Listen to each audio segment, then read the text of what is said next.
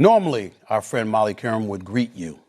However, Molly announced last night she will be departing from ESPN. We'll miss her and wish her every blessing on her future. I personally am grateful to her for her friendship, and I will miss spending every weekday morning with her. Oh, that was a lovely goodbye. That was a lovely eulogy last month from Stephen A. Smith as he eulogized the ESPN career of Molly Qerim. Oh, Molly, we miss you so. The show won't be the same without you. Who will be here to constantly interrupt me? Who will destroy our chemistry and momentum when we're entertaining the audience? I miss you so much, Molly, and I'll miss seeing you every morning. But don't you worry, I'll see you soon by and by.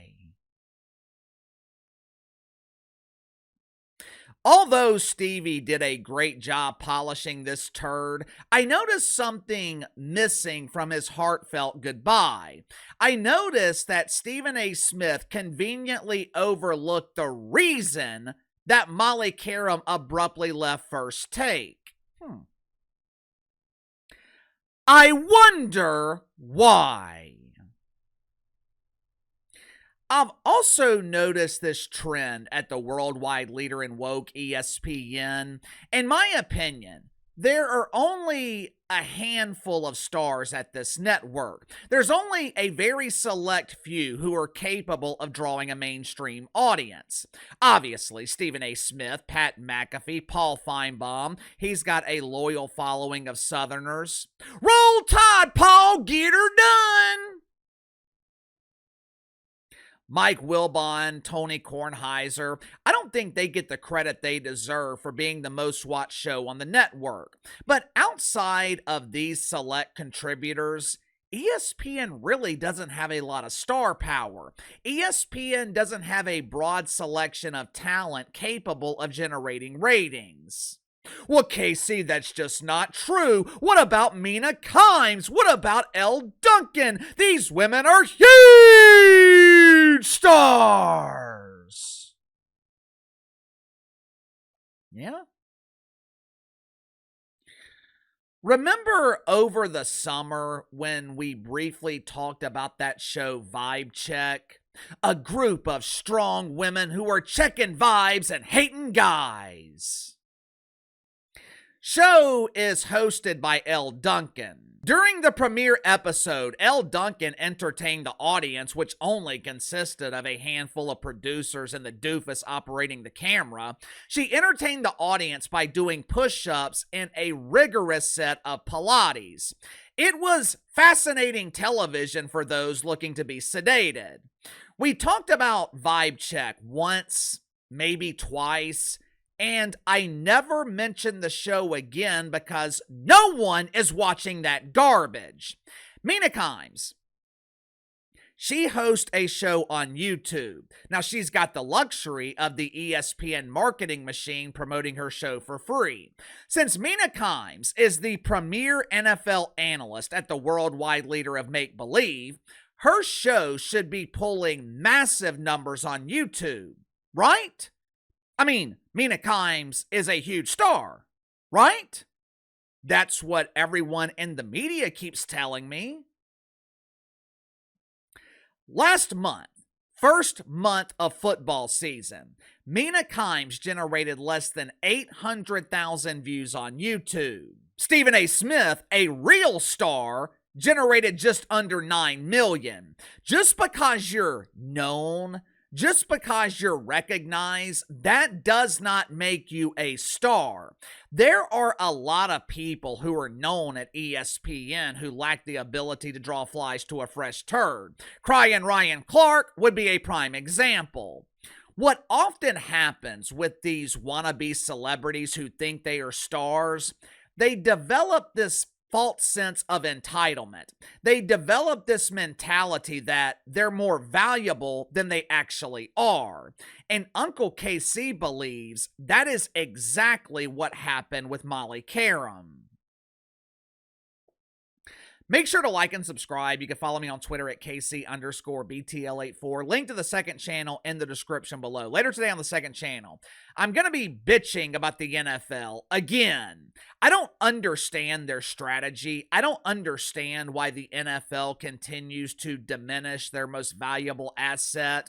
And I damn sure don't understand why Roger Goodell seems to be hell-bent on globalizing the league. So if you haven't already, click the link in the description below, subscribe to the second channel. Yesterday, Chris Russo was interviewed by Sports Illustrated. Nowadays, 90% of the content produced by Sports Illustrated is automated garbage. But this interview, it looks like it was conducted by someone who is capable of breathing without a power cord plugged into their ass. They were talking about the sudden departure of Molly Qerim from ESPN. Chris Russo was explaining his theory as to why Molly Qerim was fired. Quit. And there were two words that Chris Russo used to describe the situation that caught my attention: demotion and embarrassed. Watch for yourself. I think they probably wanted to move around a little bit and try a little something different. Not that the ratings are bad. It's just, the nature of the beast. You're on there forever. They like to make a change. I think they wanted to keep Molly with the network. And I don't know if Molly wanted to do that, because I think Molly probably looked at it as, well, if I'm not going to do First Take, I don't want to do Sports Center. So she probably didn't want to, felt that would be a demotion. I think she precipitated it. I guess it was in the Sports Business Journal. Is that what it was when it first leaked? Is that what it got leaked to Sports Business Journal that she would be leaving at the end of the year, right? And then 2 hours later, she was gone. Right. I think probably she felt embarrassed. Obviously, Chris Russo has to be very careful with how he addresses the situation with Molly Qerim. He still works at ESPN. He's still on First Take every Wednesday morning. So he can't come out publicly and say, I think Molly was fired. But Uncle KC can.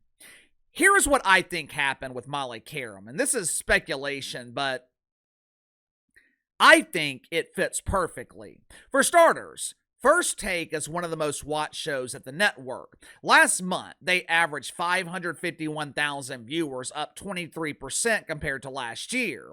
Now, that was impressive, because they no longer have Shannon Sharpe. Hey, it's me, Shay Shay! They no longer have the grown man who calls himself Shay, who was credited last year for increasing ratings. Naturally, when Shay was on ESPN, he brought along his audience of lonely men who he affectionately refers to as Shay's Bays.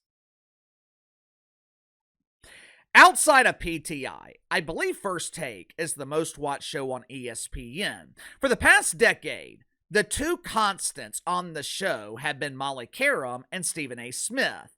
Earlier this year, ESPN extended Stevie's contract and gave him, I think it was $20 million a year.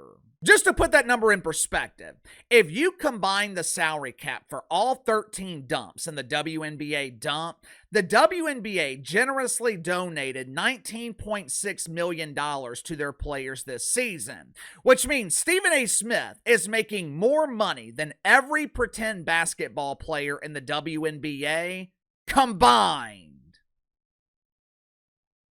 When the deal was announced earlier this spring, I'm sure Molly Qerim was thrilled. Her contract expires at the end of the year. I'm sure Molly thought that she was going to receive a significant raise.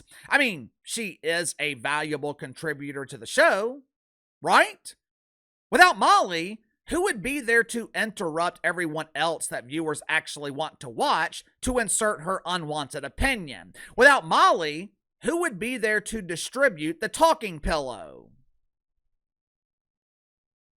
According to Marcellus Wiley, Molly Qerim was making $500,000 per year, with ESPN paying, or maybe some believe they overpaid Stephen A. Smith. I'm sure Molly thought that she would be overpaid too, even though she was already being significantly overpaid at $500,000 a year. But there was just one problem, ESPN didn't see the same value in Molly Qerim that Molly Qerim saw in herself. There's also reports that Molly was pissed off with Stephen A. Smith for refusing to vouch for her. He refused to pressure ESPN to give her what she thought she deserved. Me personally, I think ESPN and maybe even Stephen A. Smith, I think they wanted Molly Qerim off First Take. If you've ever watched the show and seen Stephen A. visibly frustrated with Molly, then you understand why. The problem is they didn't want the bad PR. They didn't want the potential backlash. They didn't want the negative publicity that would come if they fired Molly Qerim. So what do? If this is actually what happened, this was a brilliant move by ESPN. Instead of firing Molly Qerim, they offer her another show. Hey, I've got an excellent idea. We want to elevate your career. Instead of being on First Take, maybe you can host SportsCenter. Or what about NFL Live? Or even better, we can give you your own show on ESPN Plus. You wouldn't be on TV, but we'll give your family free subscriptions so they can see you. Won't that be great?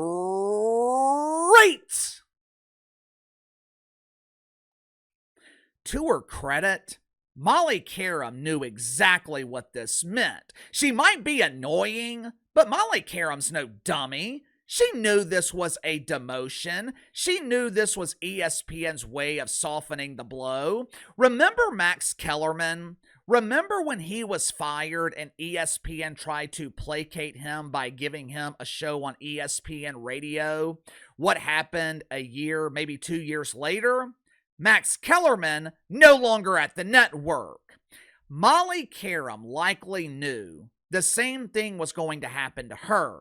ESPN would move her to a show that no one was watching. A year, maybe 2 years goes by. At this point, most people have forgotten about Molly Qerim. ESPN blames her for the low ratings on a show that no one was watching anyway, and Molly Qerim quietly let go, and no one knows because by this point, no one cares. You see, it's hard to justify firing Molly Qerim from First Take. Even though she doesn't contribute to the ratings, ESPN would still take a PR hit because the show's doing well. How could you fire the host of one of your most watched shows? You gotta remember, ESPN is allergic to negative publicity. So instead of firing her, ESPN makes her an insulting offer, which causes Molly Qerim to quit. Hell, I would not be surprised if ESPN leaked the story last month to the media. Someone leaked it. I can't imagine Molly Qerim leaked the story because she was the one embarrassed by it. That's my theory. That's what I think happened. You tell me yours. Sound off in the comments below. I'll see you guys later.